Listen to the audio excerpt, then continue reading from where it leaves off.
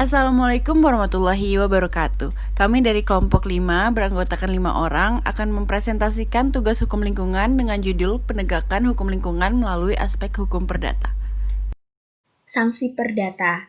Nah, sebelumnya, penegakan hukum lingkungan itu ada dua upaya.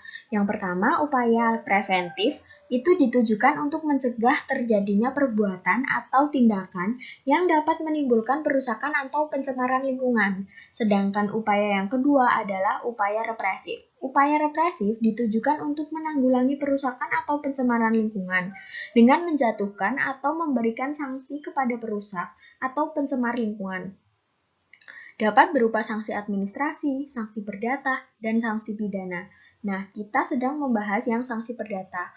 Sanksi aspek perdata merupakan tindakan hukum yang diberikan terhadap seseorang maupun perusahaan yang melakukan pencemaran dan perusakan terhadap lingkungan, terhadap penyelesaian lingkungan hidup untuk menggugat ganti kerugian dan atau biaya pemulihan terhadap lingkungan hidup.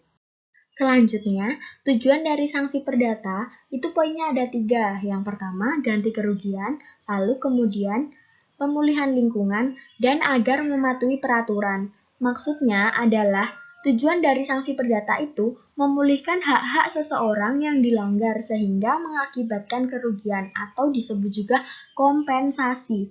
Mengembalikan keadaan seperti semula, seperti sebelum terjadinya kerugian atau pelanggaran, dan meminta atau menegur kepada orang yang melakukan pelanggaran tadi agar senantiasa mematuhi dan melaksanakan peraturan lingkungan hidup.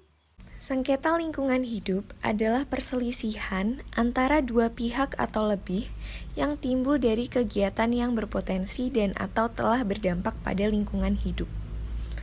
Upaya penyelesaian sengketa lingkungan hidup diatur di dalam Pasal 84 Undang-Undang Nomor 32 Tahun 2009 tentang Perlindungan dan Pengelolaan Lingkungan Hidup. Penyelesaian sengketa lingkungan hidup dapat ditempuh melalui litigasi atau pengadilan dan non-litigasi atau di luar pengadilan. Untuk dapat ditempuh melalui litigasi, maka perbuatan tersebut harus berupa perbuatan melawan hukum yang didasarkan pasal 1365 KUH Perdata. Upaya penyelesaian melalui litigasi dapat berupa tanggung jawab mutlak atau strict liability, gugatan masyarakat atau class action, gugatan organisasi lingkungan hidup atau legal standing berdasarkan KUH Perdata. Sementara itu, upaya penyelesaian sengketa melalui non-litigasi dapat berupa arbitrase, mediasi, negosiasi, konsoliasi, dan pencari fakta. Perbuatan melawan hukum didasarkan pada pasal 1365 KUH Perdata. Setiap perbuatan melanggar hukum berupa pencemaran dan atau kerusakan lingkungan hidup yang menimbulkan kerugian kepada orang lain atau lingkungan hidup akan mendapatkan sanksi berupa membayar ganti rugi, tindakan tertentu, pembayaran uang paksa setiap hari keterlambatan penyelesaian tindakan tertentu. Tujuannya yaitu untuk memasang atau memperbaiki iuran pengelolaan lingkungan, memulihkan fungsi lingkungan hidup, menghilangkan penyebab timbulnya pencemaran dan atau perusakan lingkungan hidup. Tanggung jawab mutlak atau strict liability. Strict liability tertera jelas pada pasal 88 Undang-Undang Lingkungan Hidup yang berbunyi, setiap orang yang tindakannya, usahanya dan atau kegiatannya menggunakan B3, menghasilkan dan atau mengelola limbah B3, dan atau menimbulkan ancaman serius terhadap lingkungan hidup, bertanggung jawab mutlak atas kerugian yang terjadi tanpa perlu pembuktian unsur kesalahan. Yang dimaksud dengan bertanggung jawab mutlak adalah unsur kesalahan tidak perlu dibuktikan oleh pihak penggugat sebagai dasar pembayaran ganti rugi.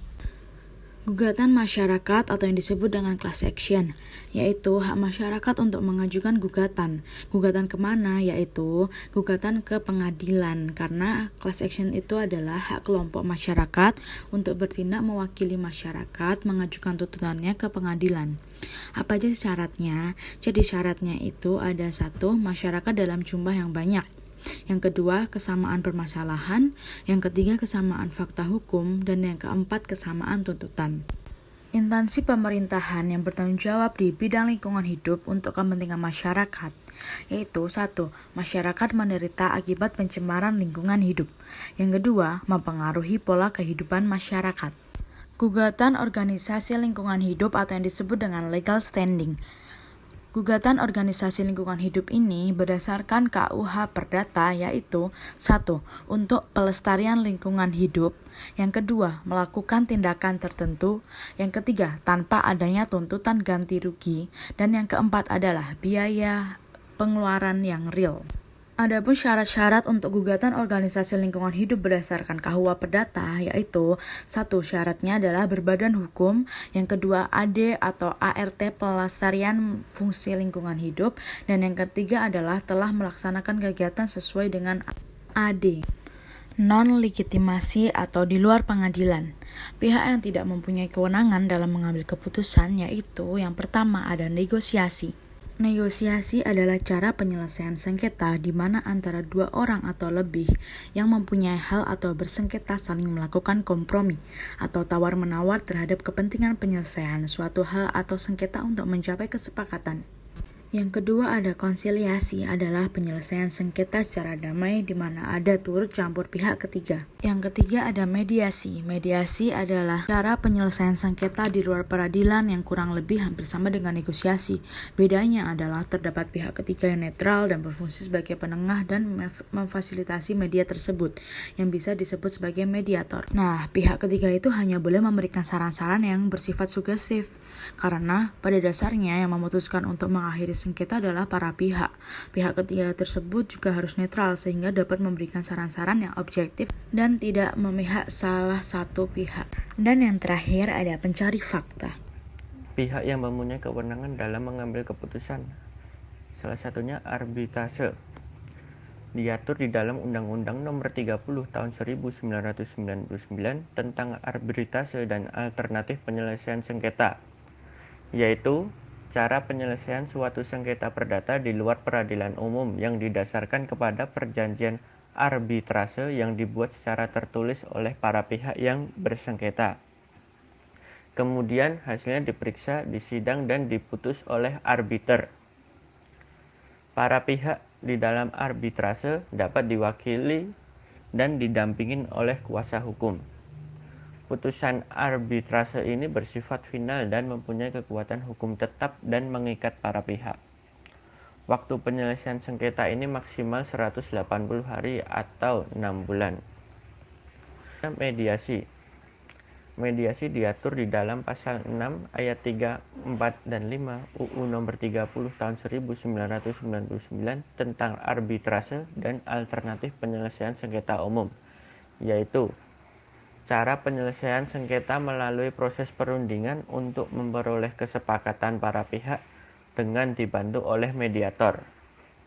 Penyelesaian ini dapat dicapai atau dihasilkan jika semua pihak yang bersengketa dapat menerima penyelesaian itu. Hasil dari mediasi ini bersifat win-win solution, yang kemudian kekuatan ini harus dituangkan di dalam akta perdamaian. Kemudian ada negosiasi, yaitu cara untuk mencari penyelesaian masalah melalui musyawarah secara langsung antara pihak-pihak yang bersengketa yang hasilnya diterima oleh para pihak tersebut. Tujuannya untuk mencapai kesepakatan bersama atas dasar kerjasama yang lebih harmonis dan kreatif. Para pihak yang bersengketa berhadapan langsung secara seksama dalam mendiskusikan permasalahan yang mereka hadapi dan saling kooperatif serta saling terbuka. Negosiasi ini bersifat informal, tidak terstruktur, dan waktunya tidak terbatas. Konsiliasi adalah penyelesaian sengketa kontrak pengadaan di luar pengadilan melalui proses perundingan kedua belah pihak untuk mencapai kesepakatan yang dibantu oleh konsiliator dengan memberikan pemecahan permasalahan kepada para pihak yang bersengketa. Lama proses penyelesaian sengketa selama 30 hari kerja. Yang terakhir yaitu pencari fakta. Adalah sebuah cara penyelesaian sengketa oleh para pihak dengan meminta bantuan sebuah tim yang biasanya terdiri atas para ahli dengan jumlah ganjil. Pencari fakta menjalankan fungsi penyelidikan atau penemuan fakta-fakta yang diharapkan memperjelas duduk persoalan dan dapat mengakhiri sengketa. Sekian presentasi dari kelompok 6, kurang lebihnya mohon maaf. Wabillahi taufiq wal hidayah. Wassalamualaikum warahmatullahi wabarakatuh.